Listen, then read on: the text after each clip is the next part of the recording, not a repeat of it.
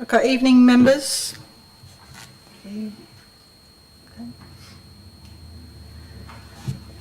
Good evening members, welcome to the Cabinet meeting on 23rd of September.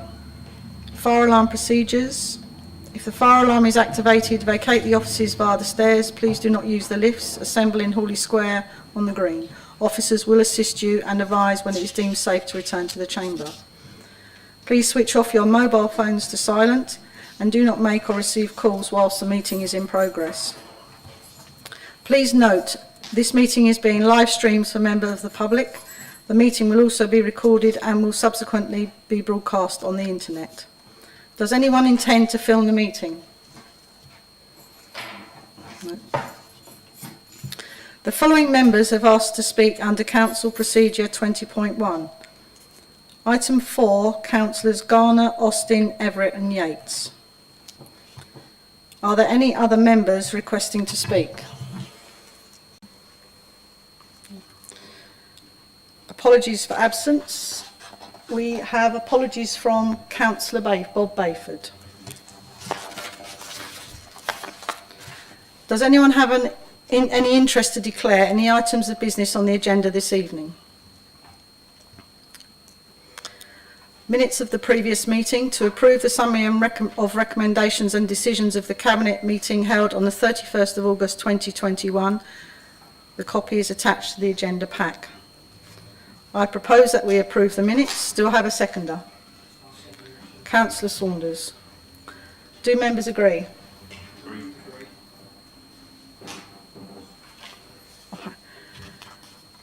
Item 4. Financial Management Review, to introduce Councillor David Saunders. Thank you, Leader. Purely for the background, I would confirm that the Council's financial procedure rules and contract standing orders are due for being updated. Additionally, the Council is in the process of procuring a replacement financial management system to replace our current system. In the light of these changes, and in order to improve the quality of financial management across the Council, a consultant was employed as a critical friend to assess current practice and to make recommendations for the future. The consultant's report attached to this agenda item sets out the detail and outlines some of the positives as well as areas where improvements could and should, in my opinion, be made. Although this report may appear to contain what could be considered back office matters, it is important that we get our financial management right. To this end, the context of section 2, particularly in 2.2 and 2.3 of the report, contains how we, as a council, have not always got it right, and perhaps, and I emphasise perhaps, if we had had more stringent controls in place in the past, it could have resulted in some of the very real expensive mistakes being avoided. Section 3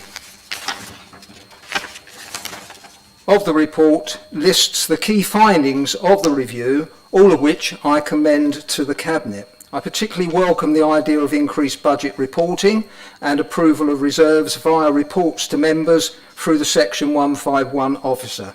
I recognise that some of these changes will take time, and I look forward to working through the action plan with officers and Cabinet. I therefore move that Cabinet notes the report. Thank you. Thank you, Councillor Saunders. To speak under 20.1, Councillor Garner.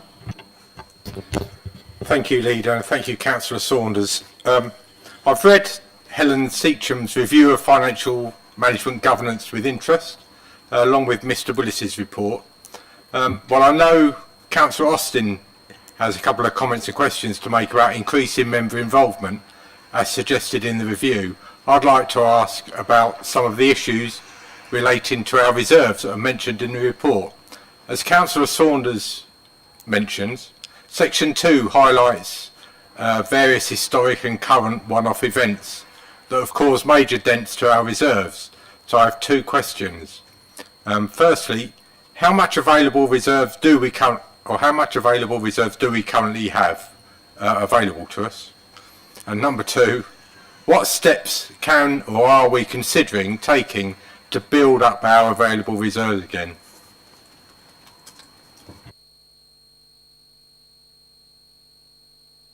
Thank you, Councillor Garner. Councillor Saunders. Thank you for the question. Very good question. I think we knew this was coming. I've got copious notes with regards to the minimum requirement for reserves, etc. But I think I'd like to ask officers sitting behind me for a more detailed explanation of exactly where we are with reserves, because the figures that I've got may not currently be correct, because we have made some adjustments. So can I ask? Tim Willis will answer. Certainly. Tim Thank you, Willis, Chair. thank Thank you. you, Councillor Saunders. Our reserves are about 23 million.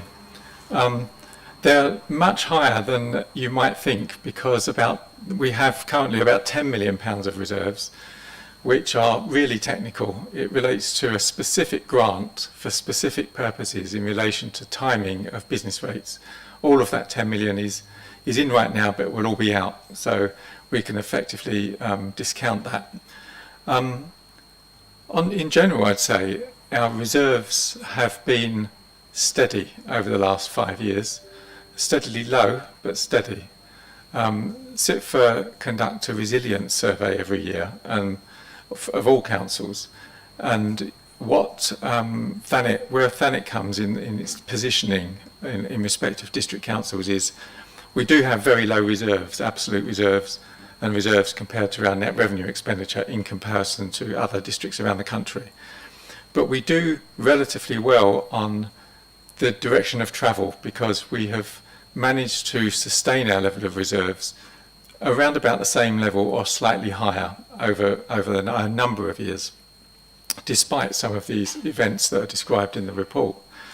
In terms of looking forward, we're just developing a budget and medium-term financial strategy, which is going to be reported to Cabinet on the 21st of October.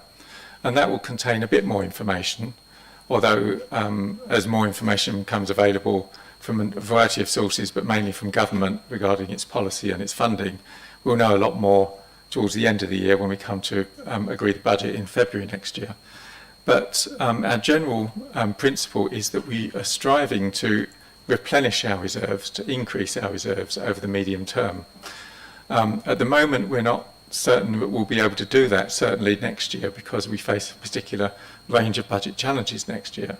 But in general, we have a principle that we want to increase our reserves, and that's borne out by external audit advice and recommendations.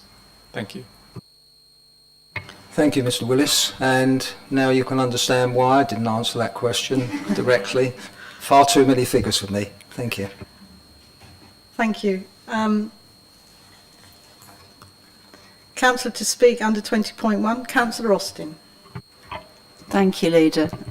And thank you, Councillor Saunders. My question is about, as Councillor Garner has highlighted, increased member involvement. I really welcome the many references. I think I counted about 7 paragraphs in the report that specifically recommended greater member involvement generally, and particularly about a collective sense of us all working together in a spirit of no surprises, in a spirit of collective and individual responsibilities for financial management to strengthen accountabilities.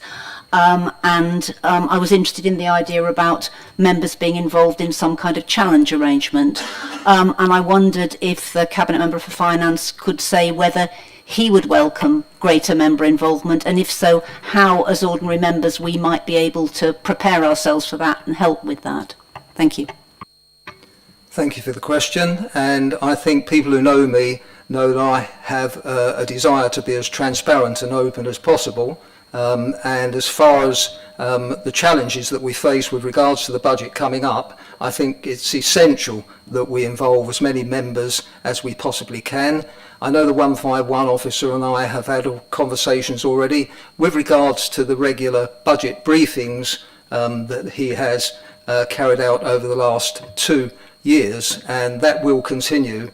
And as we adopt this new financial strategy, I think members will see more involvement with key decisions. Ultimately, those decisions will be the Cabinet, but all of the input that we can gather from members would be welcome, particularly in smoothing such decisions that might be difficult through the process. Thank you.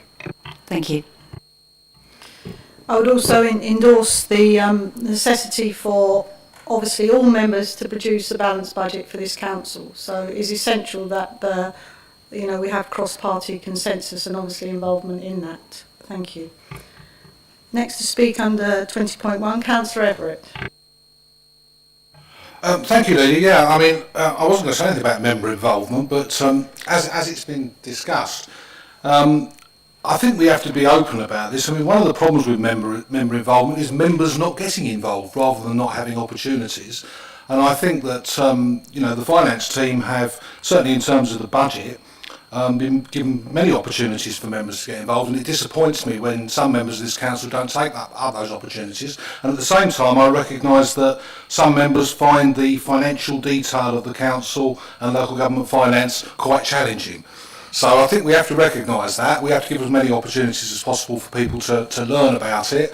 But obviously you can have as many opportunities as you like, and if people don't take them up, then that's not going to work. And in terms of next year's budget, of course, the more transparent and open the administration is, the more chance there is that we'll all be able to vote for the budget on the night. And certainly, if the administration is open and transparent, then you'll have the cooperation of the Labour group in trying to reach what are probably going to be some difficult decisions. What I really wanted to say was, over and above the fact that I welcome the financial management review, and I think there's some interesting and positive suggestions in there. I think it's a good document. But I'm afraid I have to take issue with 2.3 and this sort of hit list of things that have gone wrong allegedly over the last 6 years. And it won't surprise Mr Willis, I'm going to talk about Trans-Europa ferries probably, because I have to say that Trans-Europa ferries went bust in early 2013. Which wasn't in the last 6 years. And as far as I'm aware, the debt on the council's book, or the loss on the council's books, was covered in 2013-14. So I don't think it sits in the scope of the time frame that's been suggested. And I also want to say that the Trans-Europa ferries issue is not the same as the others. It was an external event which was outside the control of the council. The council did not cause Trans-Europa ferries to go bust. What it did, in fact, by decision originally of the Conservative Cabinet, I think in 2010, was to make a decision to temporarily suspend collection of their berthing fees.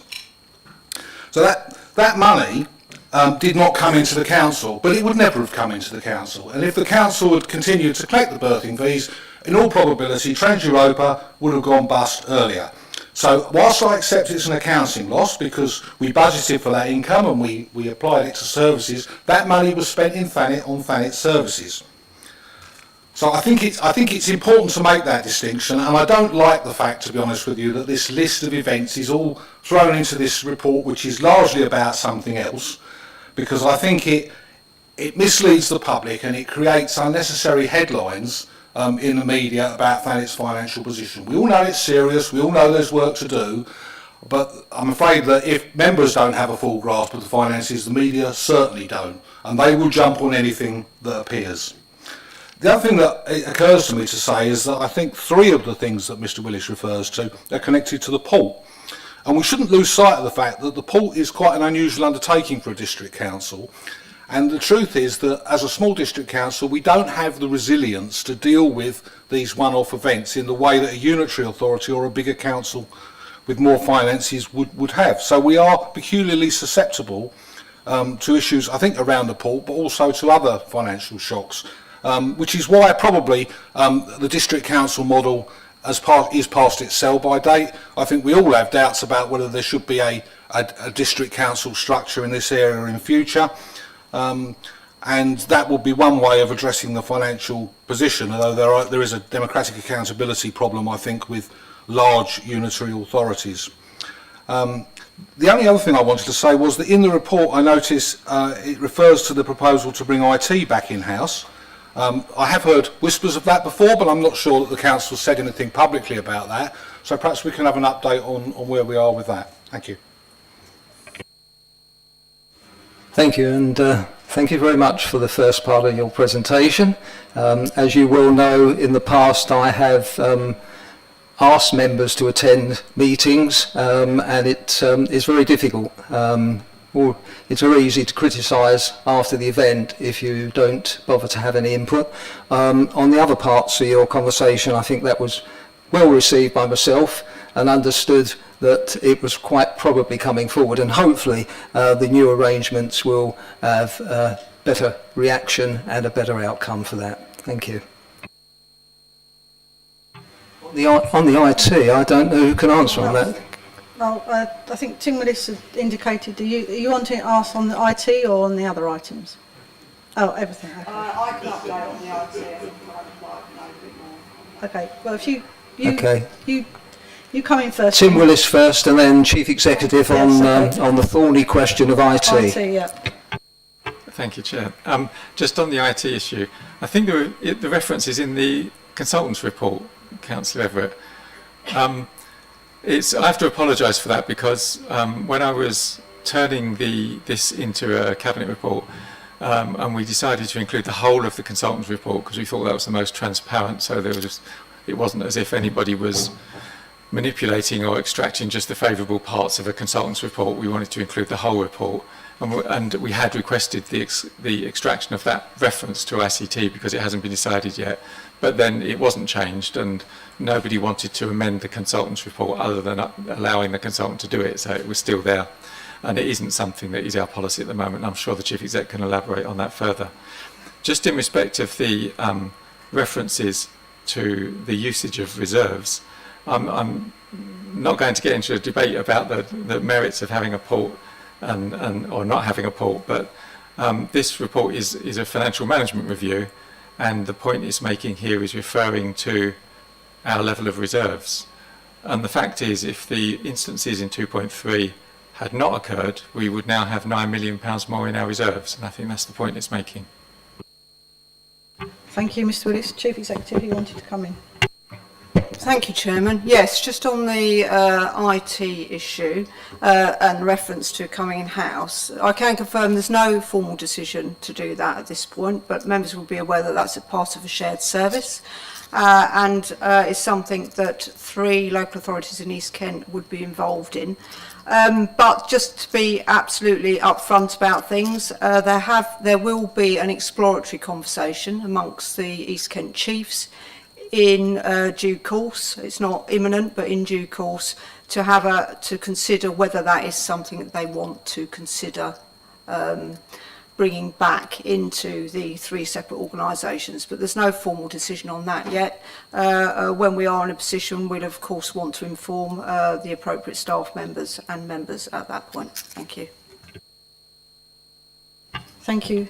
Before I bring Councillor Yates in under 20.1, just going to Councillor Everett. Worryingly, this is 2 things that we actually agree on in the year 2021, is that I also believe that the future of a district authority is probably not the model going forward, and a combined authority would certainly solve quite a few of the issues, and it might even solve some of the issues regarding the housing as well, so that we're expected to provide. So I think that would be a benefit and something that maybe we can all have a certainly something I'm discussing with other Kent leaders, well, certainly East Kent leaders. So I'll pass over to Councillor Yates, who's speaking under 20.1. Thank you. Yep, thank you, Leader. I fully support this financial management review. And I agree with Councillor Austin that it would be good to see more member involvement and to see these suggested improvements followed through. For example, reducing the current key decision threshold from 250,000 to a lower number is something I would 100% agree on, as I believe that is currently too high. And the monthly by exemption monitoring reports, I think that's a sound financial suggestion as well. So my question is rather different, but it is connected. Does the Cabinet agree that financial management is even more important these days after 10 years of what are government cuts to local government, with our budgets reduced by about 30% since 2010. Thanks.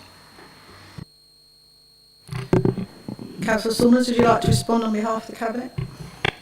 I would indeed. I think we do agree that all of the financial jigsaw parts need to be put together when we sit down and do the budget. As the 151 officer has already indicated, the Cabinet won't see the proposals until the 21st of October, and I'm hoping that all of the known costs, etc., and anything that's coming down from central government will be embedded in that, so that we can have a useful discussion and sit back and see exactly where we are. But yes, we'll take everything into account in our discussions when we come to get a balanced budget. As you well know from our regular meetings, I'm not one to not put my head above the parapet, shall we say. So the answer will come once we know all the facts. Thank you. Thank you. Councillor Saunders, to move the recommendation to note the report. Do you move the report? Thank you, Leader. As I said before, I move that Cabinet notes the report. Thank you. Do I have a seconder? Councillor Cupp. Do members agree? Agree. Thank you. Item 5 is an update on costs of grievance and disciplinary procedures, and I will introduce this. The report is self-explanatory. However, in a brief note, it might be wise to point out originally the costs of our ongoing proceedings were reported to Cabinet on the 8th of June.